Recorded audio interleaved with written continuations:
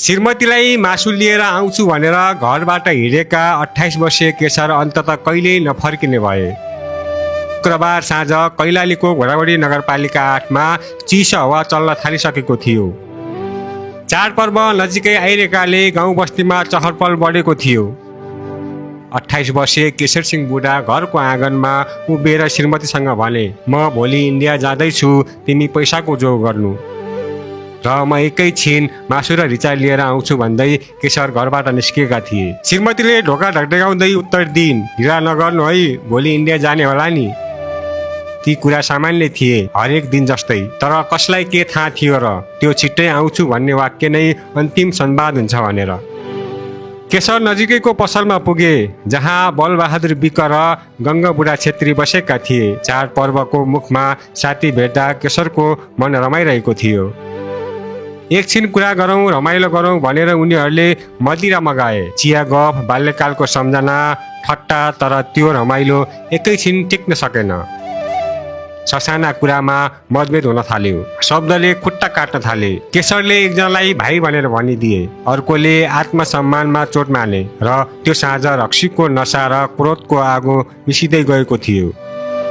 एकछिन मदिरा पिउँदै रमाएका साथीहरू बीच विवाद सुरु भयो। अचानक उनीहरूले केशरलाई बाहिर बोलाए।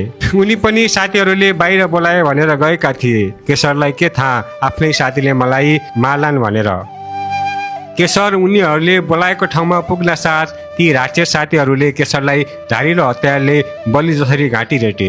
रगतले लतपतिएको केशरको शरीर कुलोमा ढल्यो। केशरको टाउको छुट्याइयो, जुन टाउको बोकेर हत्यारा बलबहादुर विक र गङ्गा बुढा छेत्री इलाका प्रहरी कार्यालय पुगे।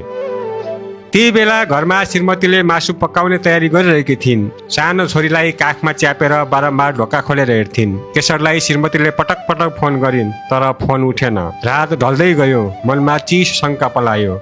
अहिलेसम्म किन नआएका होलान् भनेर मनमा अनेकौं कुरा सोच्दै बसेकी थिइन्। अचानक राति श्रीमतीको मोबाइलमा एउटा फोन आयो, जुन फोनले श्रीमतीको सिउँदो नै पुछिदियो। श्रीमती अचेत भइन्। घरमा सन्नाटा छायो। ती नाबालक छोराछोरी बुवाको बाटो कुरेर बसिरहेका थिए। अबुध बाल बालिकालाई के थाहा अब बुवा कहिले फर्किँदैनन् भनेर। केशरकी श्रीमती बिलौना गरेर रोइरहेकी छिन्। छोराछोरीलाई बिना बुवा कसरी हुर्काउने। भोलि इन्डिया जाने योजना थियो, तर आज कफनमा सुतिरहेका छन्। एकजना बुवाको हत्या मात्र होइन, एउटा परिवारको संसार नै उजाडिएको छ। त्यो साँझ केशरले सामान्य मृतता सम्झिए, तर मृतताभित्रको राक्षसपन देख्न सकेनन्। अहिले पनि त्यो सानो छोरीले आमालाई बुवा मासु लिएर कति बेला आउनुहुन्छ भनेर सोध्छिन्। सायद भोलि पनि सोध्दिन्, बुवा किन आउनु भएन भनेर।